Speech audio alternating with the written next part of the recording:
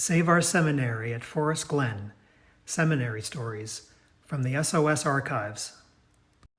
Some of the more interesting, informative, and personal objects in the SOS collections are student scrapbooks and photo albums. There are approximately 31 intact scrapbooks and 25 intact photo albums in our collection. There are also a number of loose groups of pages that come from at least another 20 scrapbooks and photo albums, but since we don't have dates, names, or page numbers on these, and standard-sized albums were frequently used, it's hard to say just how many we actually have.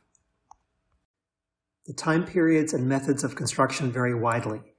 Most were composed chronologically, while some were arranged according to subject, such as schoolwork, friends' family, and concerts and plays. Some were apparently constructed throughout the school year and kept like diaries, given their purely chronological organization with no blank pages. Others were composed chronologically, but obviously after the fact, with large numbers of blank pages between years, or with stacks of items just shoved between pages that never got notated or attached. Some are exclusively photo albums, some are a mix of photos, letters, and brochures, and yet others include three-dimensional items like birthday candles, corsages, or the remains thereof, party decorations, bound notepads, stenographers' notebooks, lapel pins, and small trinkets. The scrapbooks and photo albums give us insight into the students' daily lives and what was important to them. They also incidentally preserved items that are usually considered too trivial and unimportant to keep, such as train ticket stubs, brochures, luggage tags, and sales receipts that can add detail to the study of the culture, technology, and economics of the times. Letters and little handwritten comments on otherwise official forms can give a good sense of what life was like for the seminary students. In a letter from Frances Newberry's scrapbook, assembled in the years 1913 through 1915, her friend Dorothy writes, "Mr. Cassidy is getting very fussy about the amount of eats we have, so they have to open up parcel post packages and take all the eatables from us. The other day I got my laundry and Miss Munford stood right there while I opened it. I did not think there was anything in it, so I opened it quickly, and here was a box of cakes. She took them from me, but last night she called a lot of girls in and gave us back our food, providing we promised to tell our families we could not receive any more." Two other pages from Frances's scrapbook demonstrate her less-than-model student behavior. The first handwritten note reads, "This room needs sweeping and more careful straightening," while the follow-up note reads, "This room is in a very disorderly state. It must be attended to at once." There's a note in Frances's hand stating that she was hauled from library to do it, too. The second page shows she lost her Monday privileges at least 5 times for various infractions, either for tardiness or skipping class entirely.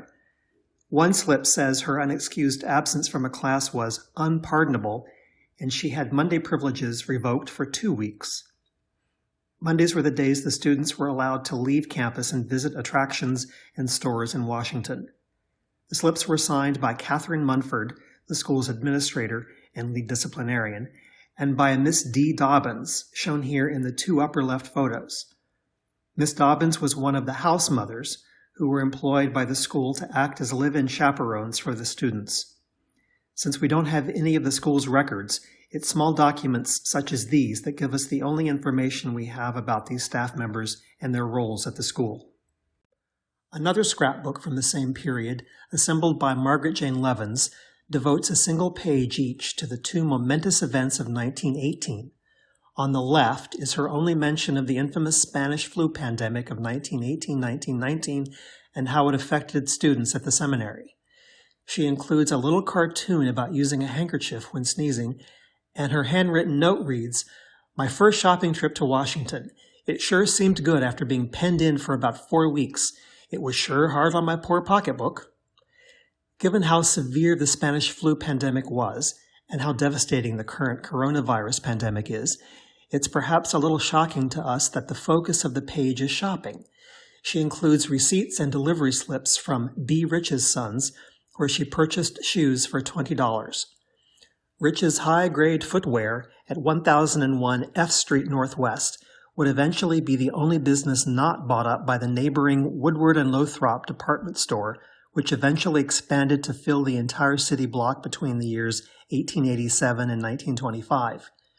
The Woody's Building, which is still there, has been a DC historic landmark since 1964, and the Riches Building now houses Madame Tussauds Wax Museum. The other page is devoted to the end of World War I and has received a lot more attention in assembly. She has cut out individual headlines and images from the newspaper, added a couple of small cloth American flags, and carefully arranged all the elements on the page. It's an obvious indication of the larger impact the Great War had on her life compared to the Spanish flu. SOS would like to explore these scrapbooks in more detail, but most are in an extremely fragile condition and are in need of conservation work to stabilize them so they can be safely handled. We are also investigating photographing and digitizing the contents so we can access the information without having to handle them.